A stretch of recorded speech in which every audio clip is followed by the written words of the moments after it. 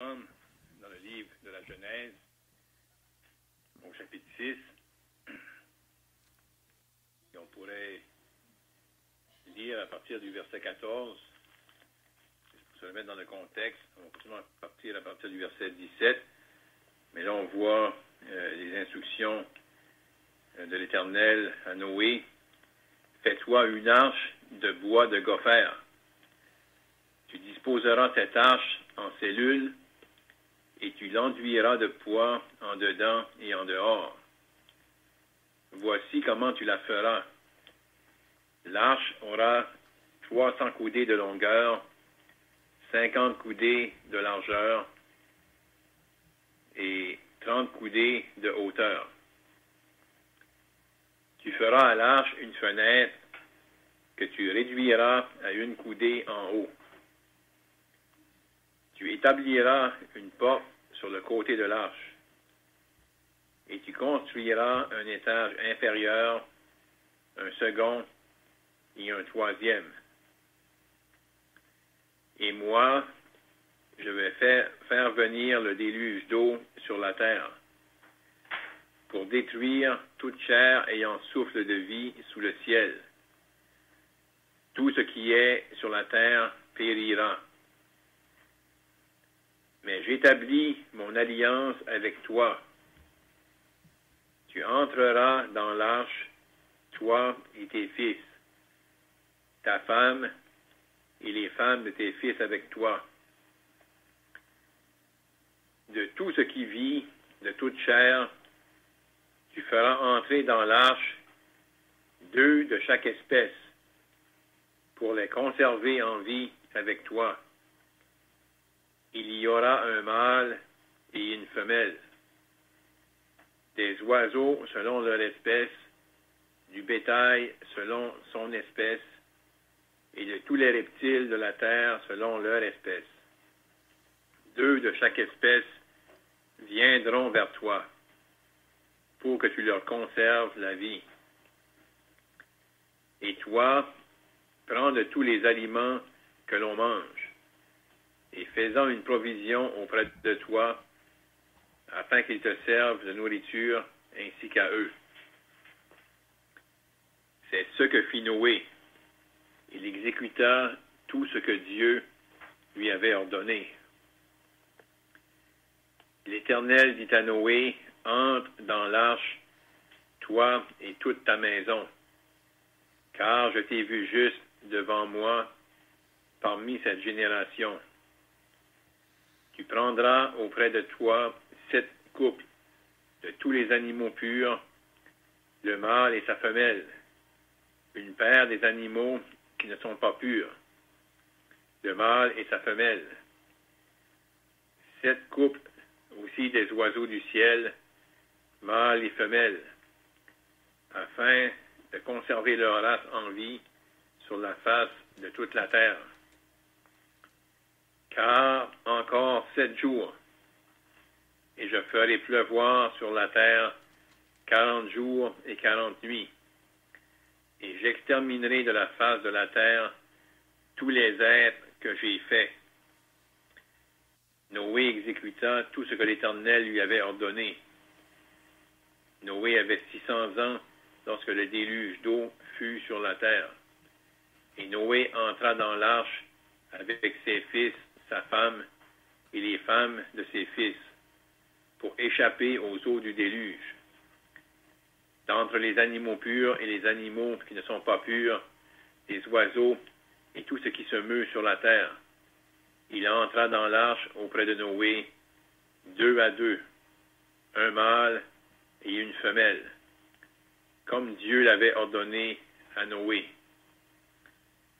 7 jours après, les eaux du déluge furent sur la terre. L'an 600 de la vie de Noé, le second mois, le 17e jour du mois. En ce jour-là, toutes les sources du grand abîme jaillirent, et les écluses des cieux s'ouvrirent. La pluie tomba sur la terre 40 jours et 40 nuits. Ce même jour entrèrent dans l'arche Noé, Sem, Cham et Japheth, fils de Noé, la femme de Noé et les 3 femmes de ses fils avec eux. Eux et tous les animaux selon leur espèce, tout le bétail selon son espèce, tous les reptiles qui rampent sur la terre selon leur espèce, tous les oiseaux selon leur espèce, tous les petits oiseaux, tout ce qui a des ailes, et ils entrèrent dans l'arche auprès de Noé, 2 à 2, de toute chair ayant souffle de vie. Il en entra mâle et femelle de toute chair, comme Dieu l'avait ordonné à Noé. Puis l'Éternel ferma la porte. Le Seigneur va bénir la lecture de ces saintes Écritures. Donc, on avait considéré la semaine dernière surtout la construction de l'arche, les matériaux qui avaient été choisis.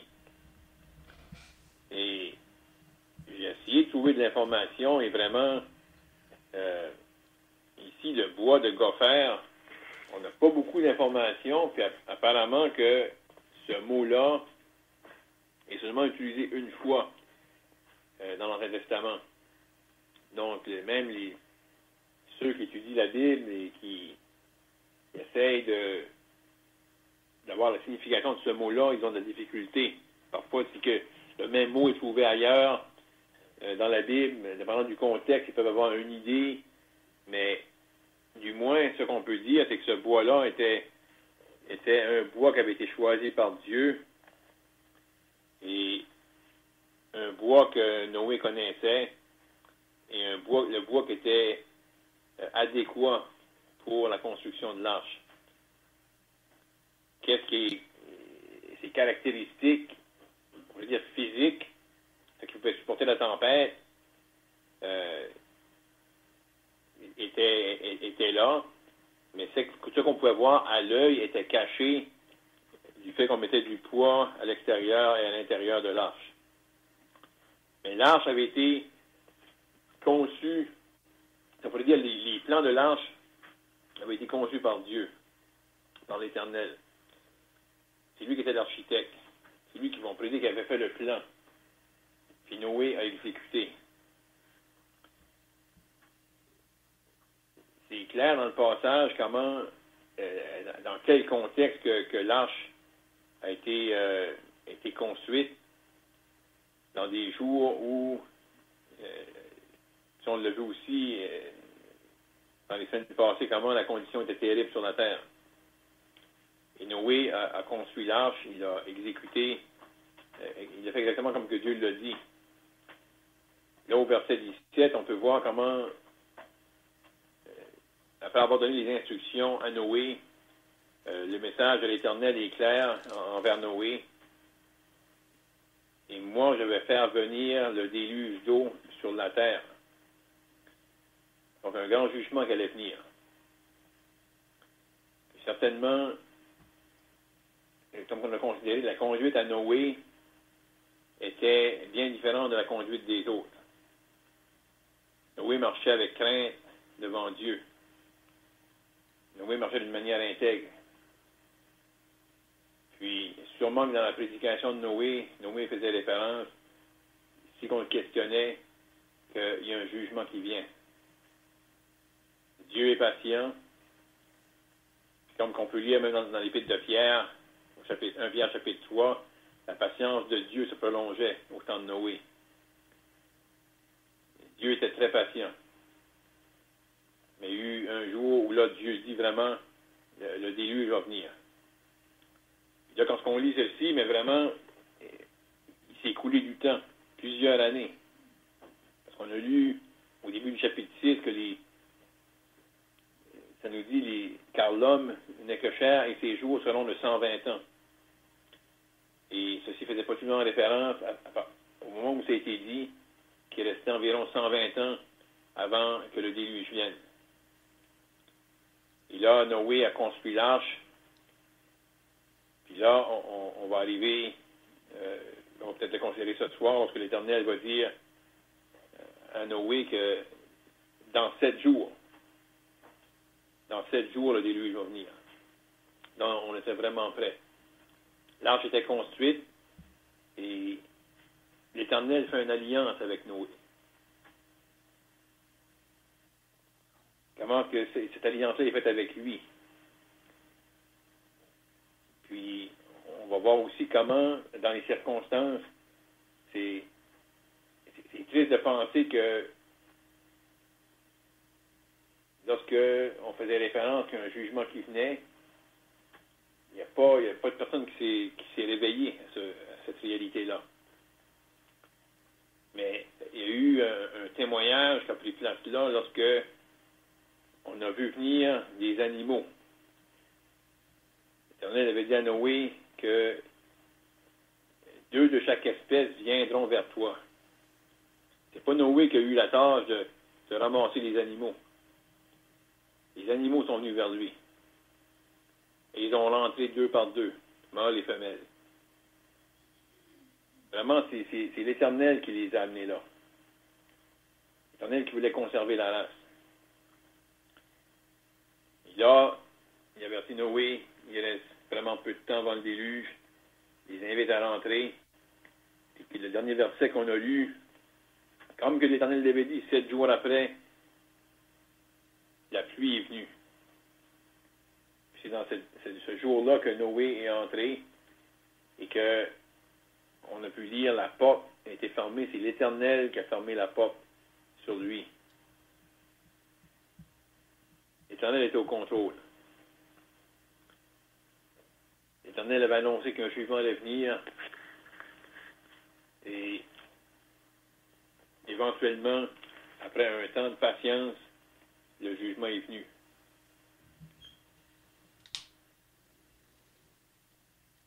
Donc, de penser que aujourd'hui, on sait qu'il va y avoir un jugement aussi. Puis comme c'était dit dans les prières, de prier que Dieu puisse en réveiller, qu'on puisse les avertir.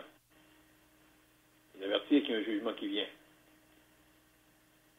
Et pour une âme qui se repent, une âme qui change de direction, une âme qui est concernée par ses péchés et qui vient à la repentance, il y a un moyen de salut. Il y a un sauveur qui est prêt à sauver. Donc, on peut en dire plus pour l'introduction. On encourage encore les frères à participer, poser des questions. C'est vraiment ça qui fait la richesse d'une étude biblique, la liberté de pouvoir poser des questions, donner des commentaires, puis chacun, on fait une contribution, puis ensemble, on est encouragé, puis on est instruit. Parfois, il y a c'est comme que c'est dit même dans la prière, des passages qu'on a lus souvent, puis que tout à coup, on voit quelque chose, mais de pas être gêné de penser que sûrement les autres ont vu ça. Si on a vu quelque chose d'un passage, de l'amener, parce que bien souvent, autant de fois qu'on l'a lu, c'est possible qu'on n'a pas vu cette chose-là. Puis de le partager avec les autres, ça fait du bien. On est nourri par la parole, on est instruit.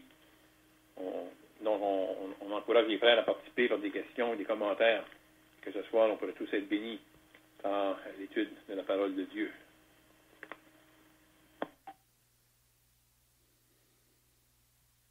Et gardez la concordance, puis j'ai trouvé, Claude, à propos du bois de gopher, peut-être je suis pas correct, pareil, là.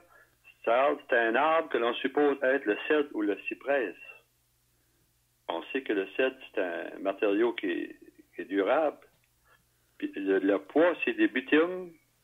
Cette substance était probablement de l'asphalte, comme notre frère Léon a dit, que ça peut être du tar pareil, là, pour le bitume. Donc, parce que le cèdre, anciennement, quand on a commencé à pêcher, les bateaux étaient faits de bordage de cèdre, là. Puis on voit aussi des maisons, il y a des maisons même à Pigeonnier qui ont passé, je sais pas, 100 ans, que c'était fait avec du bordeaux de cèdre pareil. Donc, c'est un bois qui était durable.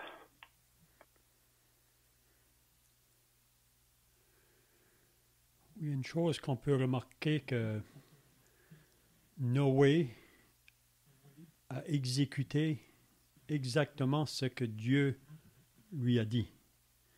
Donc, on peut voir, pour ce qui concerne de l'abri ou du refuge pour ce temps de jugement qui va venir.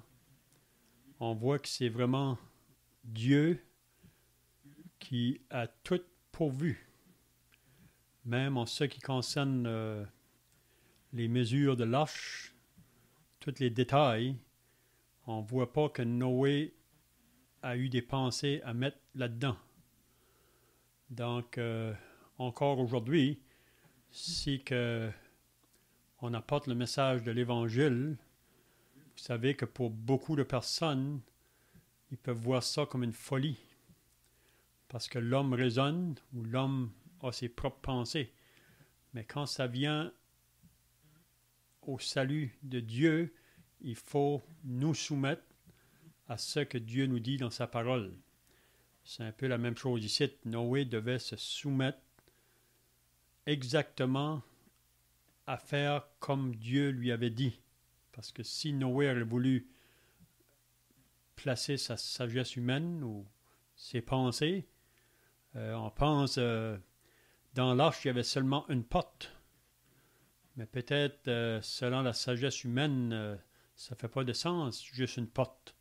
Parce que s'il y a quelque chose qui arriverait dans l'arche, ça prendrait une autre porte de sortie. Mais Dieu dit de faire seulement une porte. Puis c'est ça que Noé a fait. Donc, le point que je vais amener, là, l'importance d'obéir exactement à la parole de Dieu et pas ajouter les choses qui est selon nos pensées ou selon la sagesse humaine. Parce que c'est ça qu'on voit dans l'Assemblée à Corinthe, quand Paul parle de ceux qui bâtissent sur le fondement. Il y en a qui bâtissent avec du foin, de la paille et du chaume. Les autres bâtissaient avec l'or, l'argent et les pierres précieuses. Donc la paille, le foin et le chaume, ça c'est bâtir selon la sagesse humaine. Mais l'or, l'argent et les pierres précieuses, ça c'est bâtir selon la sagesse de Dieu. Donc c'est très important, donc, quand ça vient là, à être sous l'écoute de Dieu, sa parole, c'est d'obéir exactement ce qu'il va nous dire.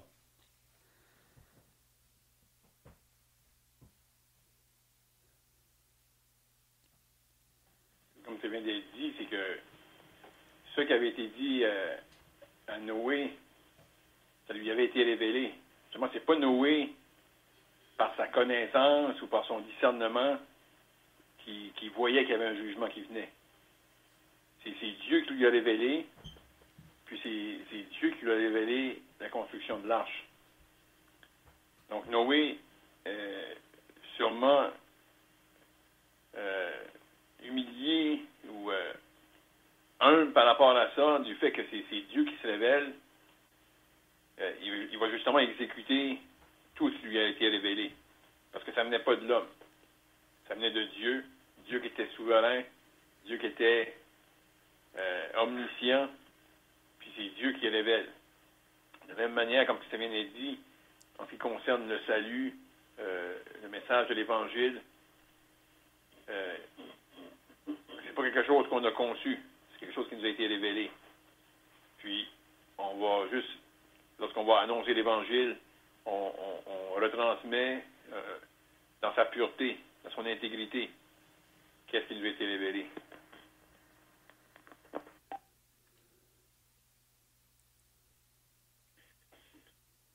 Lorsqu'on considère toute la responsabilité que Noé avait pour la construction de ce grand bateau, de cet énorme bateau, et il n'y avait pas seulement la construction, mais il y avait toutes les divisions en dedans de l'arche pour les différentes, peut-être, races d'animaux, on ne sait pas. Mais l'Éternel lui avait demandé aussi de faire une grande provision de nourriture pour la famille, mais aussi pour les animaux, cette multitude d'animaux qui étaient dans cette arche. Il fallait que Noé pourvoie à la nourriture pour cette multitude. On peut penser qu'il devait y avoir certainement un espace réservé pour toute la nourriture que ça allait prendre pour la durée du déluge. Parce qu'on lit qu'à la fin du chapitre 7, ça nous dit que les eaux furent grosses sur la terre pendant 150 jours. Donc, ça prenait beaucoup de nourriture et de soins. On ne sait pas exactement comment ça s'est passé dans l'arche. La parole ne nous le dit pas.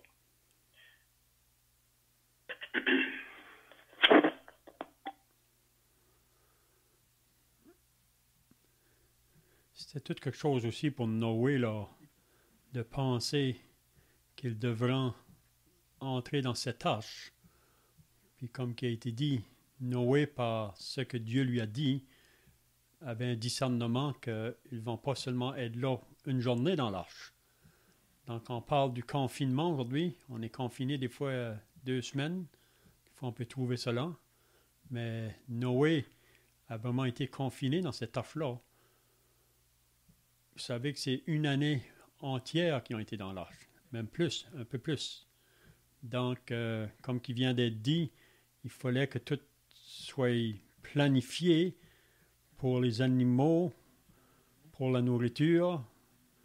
On sait qu'il n'y avait pas beaucoup de personnes, 8 personnes. Probablement qu'on peut penser que Noé et sa famille vivaient dans le supérieur de l'arche, dans la section la plus haute. C'était divisé en 3 étages, là.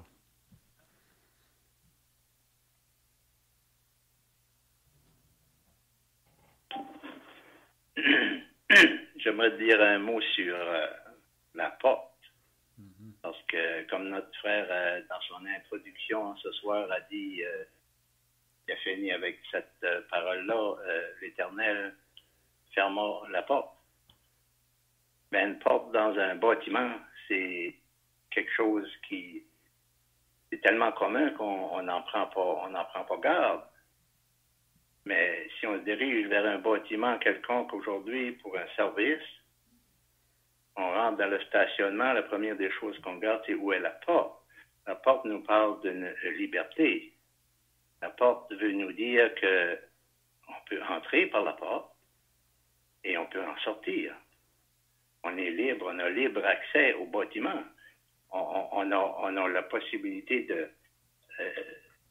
d'aller chercher ce qu'on a besoin. Ou si on veut se mettre à l'abri dans un bâtiment à cause d'une tempête ou quoi que ce soit, on passe par la porte. La porte est ouverte. J'ai regardé dans la Bible plusieurs endroits où est-ce que ça nous parle de portes. Il y a toutes sortes de portes. On sait, il y a des portes, des petites, des grandes, en métal, en bois, en verre. Mais la Bible emploie beaucoup le mot porte. La porte des ennemis, par exemple. La porte des cieux. La porte de la mort. La porte de la justice. La porte du ciel, où que la manne est venue. La porte de l'enfer. La porte ouverte. La porte de la foi, dans les Actes 14, 27. Porte pour la parole de Dieu. Mais la porte que j'ai trouvée, qui avait une signification spéciale, je l'ai trouvée dans Ézéchiel, chapitre 44, verset 1. Je vais juste vous le lire. C'est une porte qui indique quelque chose de pas comme les autres. Ézéchiel a eu une vision par l'Éternel, ça dit dans ce chapitre-là, du temple à venir.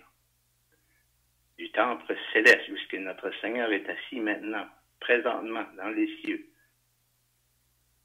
Il me ramena, ça dit que le verset dit ceci, il me ramena vers la porte extérieure du sanctuaire du côté de l'Orient. Mais elle était fermée. Et l'Éternel me dit, cette porte sera fermée. Elle ne s'ouvrira point. Et personne n'y passera par. Car l'Éternel, le Dieu d'Israël, est entré par là. Et cette porte restera fermée. Ben, c'est ça qui a été lu ce soir. À un moment donné, la porte va être fermée. Là, la porte était ouverte, l'arche était là, la porte était ouverte. Peu importe qui c'était, pouvait entrer. Mais un jour, la porte va être fermée et la porte qu'Ézéchiel a vue dans le ciel, elle est fermée. Je ne sais pas si je me trompe, peut-être, mais ça doit vouloir dire la porte de la grâce aujourd'hui qui est ouverte. Puis, aujourd'hui, on peut entrer. Le Seigneur est lâche. Nous avons accès à cette porte. Nous pouvons entrer. Celui qui n'est pas encore entré devrait prendre soin de rentrer avant qu'il soit trop tard. Parce que par juste expérience humaine de même, on a déjà arrivé, nous autres, dans des bâtiments, puis, la porte est fermée, on garde notre montre 5 minutes trop tard. La porte est fermée. Une porte fermée, là, ça interdit la personne d'entrer. La personne ne peut pas entrer. La porte de la grâce, ce soir, est ouverte. Il y en a peut-être qui nous écoutent ce soir qui n'ont pas encore le salut de leur âme. Mais la porte est ouverte. La porte de la grâce. Moi, je pense que c'est ça que ça voulait dire quand Ézéchiel a vu ça par l'Éternel qui lui parlait.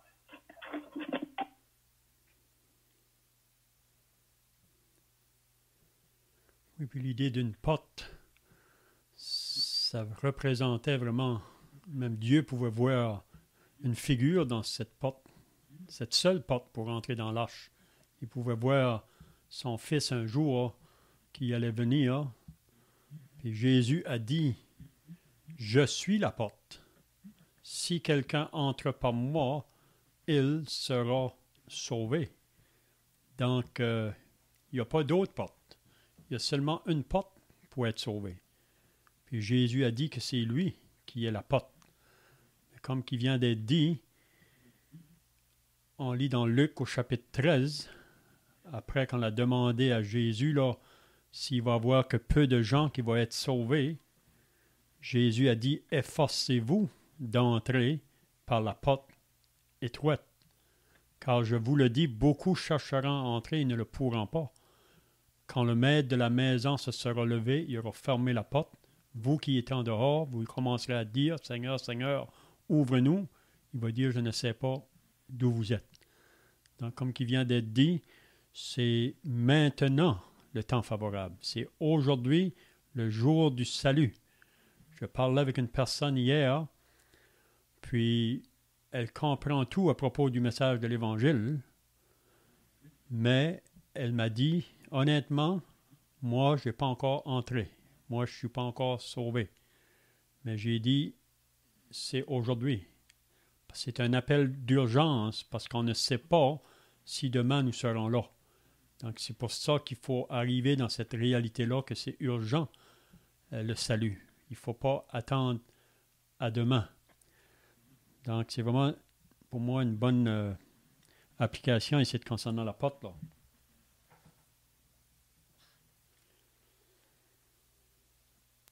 Parce que justement, dans le temps de grâce, comme que même dans ce temps de Noé, on peut le voir aussi ailleurs dans les Écritures, Dieu, avant qu'il y ait un jugement qui vienne, il y a un temps de patience. On voit ici que ça s'est prolongé, mais il n'y a pas eu de repentance.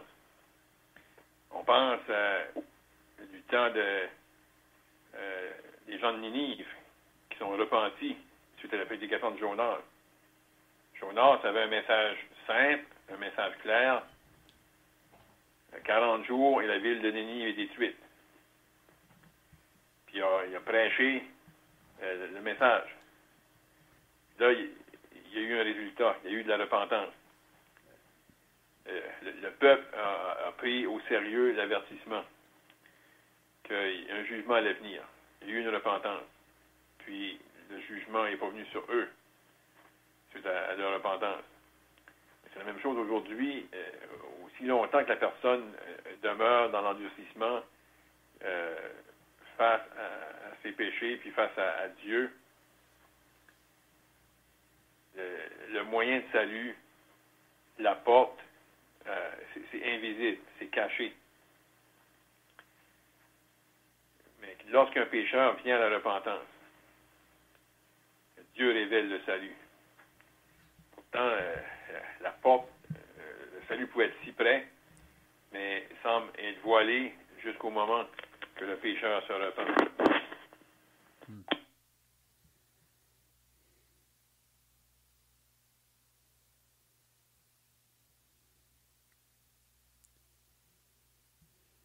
Donc le verset 17, c'est là que Dieu dit à Noé là qu'il fait venir le déluge d'eau sur la terre. Et moi, je fais faire venir le déluge d'eau sur la terre.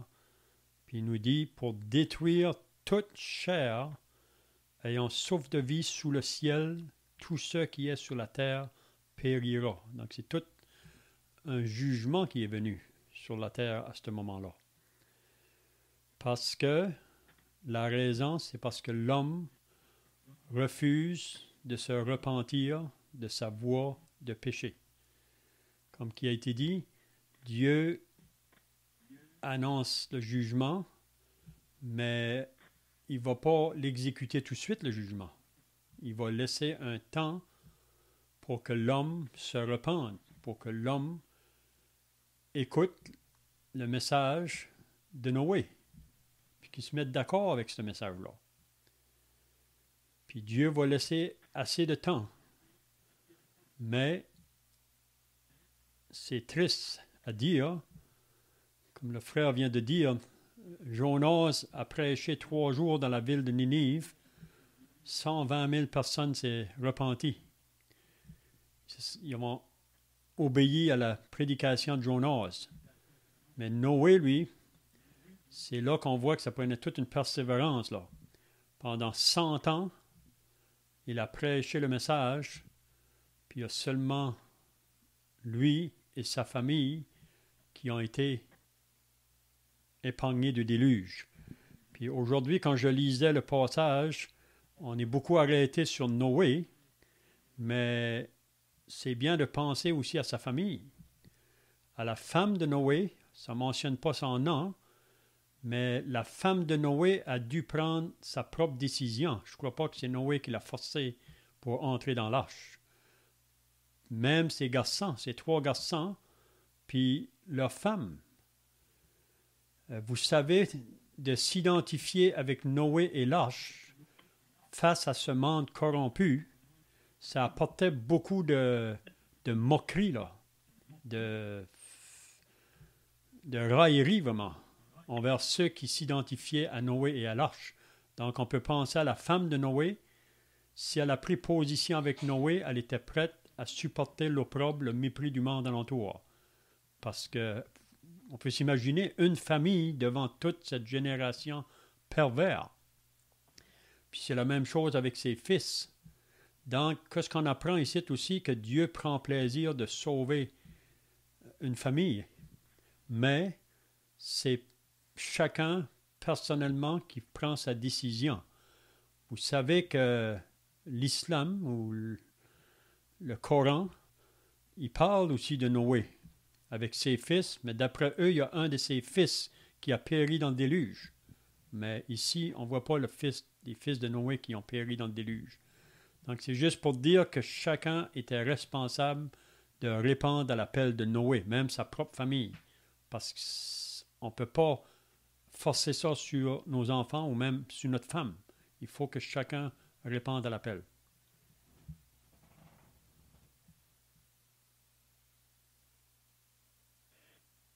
On peut-il dire ici que les fils de Noé, quand l'Éternel a parlé avec Noé, qui ont entendu, c'est que l'Éternel a pu dire à Noé, à propos de la construction de l'arche, à propos de tout ce qu'il allait faire pour les choses dans l'arche? Est-ce qu'on peut dire que les fils de Noé étaient présents, puis ils ont cru en l'Éternel à propos de l'arche?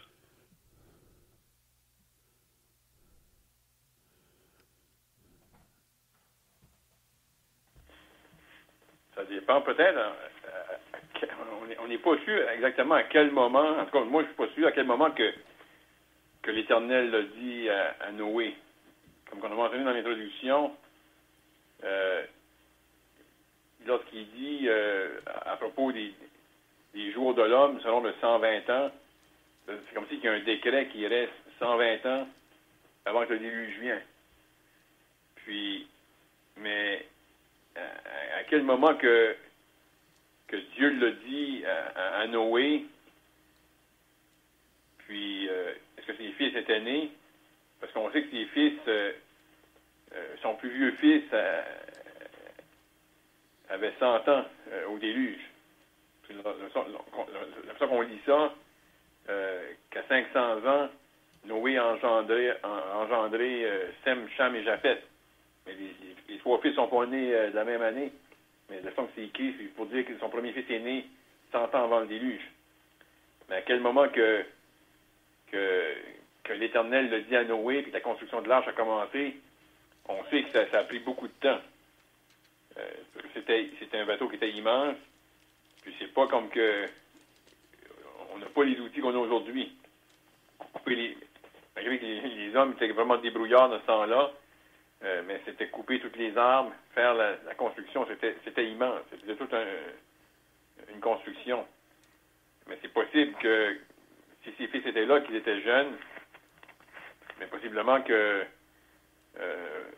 pour ça, ils ont aidé Noé dans la construction dans l'avancement des travaux.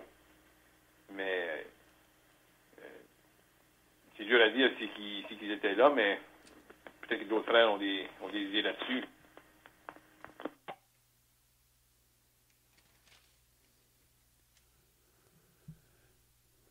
Oui, moi j'aime à penser que Noé a transmis le message à ses fils, comme qui vient d'être dit, là, parce que quand Dieu a parlé à Noé, peut-être que ses fils étaient encore jeunes, c'est pas mentionné, mais je crois que c'est Noé qui était responsable d'annoncer ou avertir le monde, mais aussi avertir sa propre famille.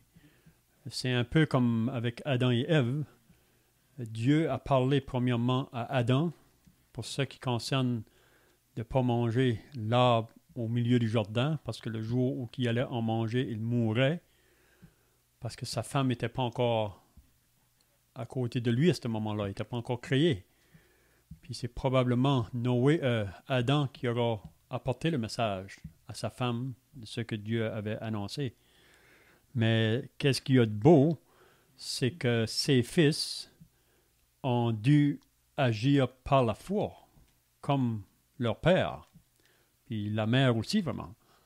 Parce que, comme je viens de dire, c'était une raillerie, vraiment, de construire un arche dans un désert où la pluie n'avait jamais tombé, puis d'annoncer qu'il va y avoir un déluge d'eau. Donc, pour le monde, c'était une folie, hein?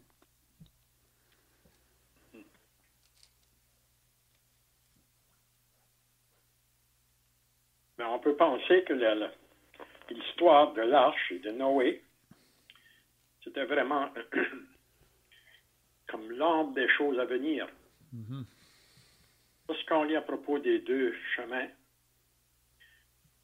elle nous dit que large et spacieux le chemin qui mène à la perdition, mais étroite est la porte, et resserré le chemin qui mène à la vie. Bien, on peut voir aujourd'hui que si dans le temps de Noé, que la foule, la multitude de personnes qui ont resté en dehors de l'arche étaient rebelles, il y a juste une petite famille de 8 personnes qui sont rentrées dans l'arche, mais on peut dire aujourd'hui que l'Évangile est prêché depuis 2000 ans au-dessus, et il y en a très peu vraiment qui acceptent ce message. C'est encore aujourd'hui une rébellion comme il y avait dans ce temps-là. Mm-hmm.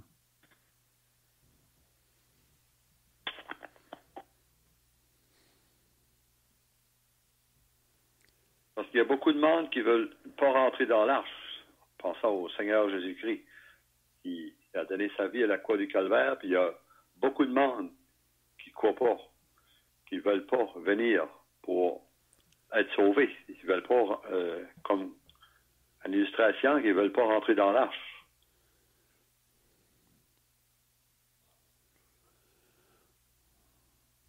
C'est pas que la plupart du monde ne savent pas à propos du Seigneur Jésus, surtout dans notre société. Et ils connaissent, même beaucoup connaissent l'histoire à propos du Seigneur Jésus, mais c'est pas assez. On peut connaître tout, même il y a des personnes qui peuvent vous expliquer le message de l'Évangile, mais ils restent toujours incrédules eux-mêmes à ce message-là. Donc, c'est là qu'on voit que c'est vraiment la grâce de Dieu qui va chercher le pécheur. Il faut que chaque personne réponde à cet appel. J'aimerais peut-être, pour terminer, là, si on pourrait toucher un peu, qu'est-ce que ça veut dire établir mon alliance avec toi? Qu'est-ce que ça veut dire établir une alliance? Est-ce que les frères ont des pensées là?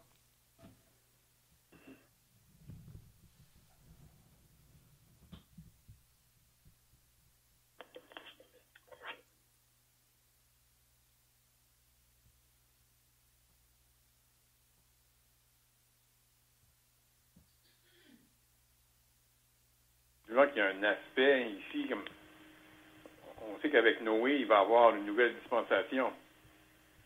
Puis, comme on va voir plus loin, Dieu va faire l'alliance avec Abraham. Là, ici, avec Noé, ça va être la dispensation du gouvernement humain. On voit qu'à la sortie de l'arche, Dieu donne, on peut dire, certains règlements, certaines sentences qui vont s'exécuter. C'est vraiment de base, mais c'est pour démontrer quand même qu'il y a un gouvernement humain. Par la suite, il va y avoir la promesse avec Abraham. Mais là, justement, qu'est-ce qui va prendre place? Non seulement Dieu envoie un jugement, mais après le déluge, c'est comme un renouveau. Puis là, Dieu fait cette alliance-là avec Noé. Puis il y a certaines promesses qui vont être faites à Noé. Même en ce qui concerne, suivant le déluge, Dieu dit qu'il ne va pas détruire la terre de nouveau comme ça. Mais justement, c'est un renouveau. Après le déluge, on rentre dans quelque chose de nouveau. Puis on pense, ça fait penser aussi, puis le chez qui est tard, on va peut-être en discuter la semaine prochaine, mais ces jours-là, ça peut faire penser aussi, avant que le Seigneur vienne dans le millénium, il va y avoir un jugement dans la tribulation, puis ceux qui vont annoncer l'Évangile vont annoncer que le Seigneur vient pour régner. Mais il va encore avoir de l'incrédulité, mais il va venir le temps, lorsque le Seigneur va revenir pour délivrer Israël, puis établir le millénium. Même tous ceux qui voulaient échouir des choses de la terre, comme qu'ici, les gens n'étaient pas intéressés à rentrer dans l'arche, ils voulaient continuer à vivre leur vie sur la terre, profiter de la terre, mais avec la méchanceté. Mais là, au jour du déluge, ça finit. Mais là, au jour où le Seigneur va revenir pour établir son règne, ça va terminer aussi. Ça qu'on voit qui se passe sur la terre tout de suite, ça va vraiment prendre fin.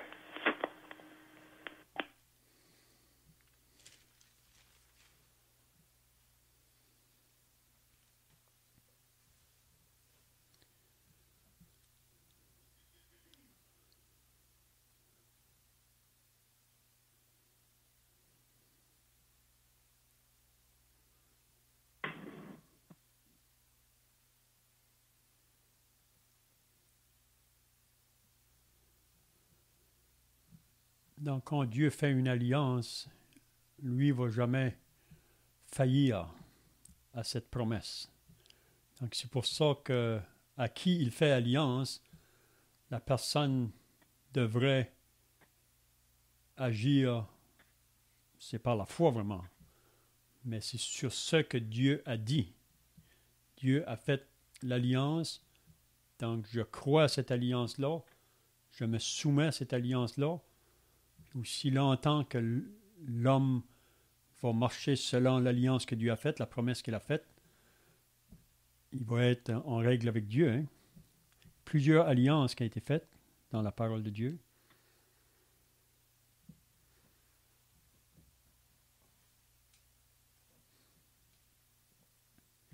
Donc, je vois que le temps est passé, là, à moins que d'autres frères ont d'autres choses à ajouter pour terminer. Sinon, un frère peut terminer par la prière.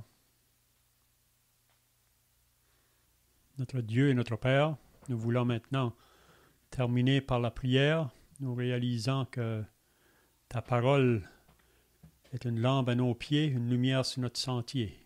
C'est par elle que nous apprenons à connaître les pensées de Dieu, les voies de Dieu qui sont souvent contraires à la voie de l'homme et aux pensées de l'homme parce que l'homme a pris un chemin contraire, a pris sa propre voie depuis sa désobéissance.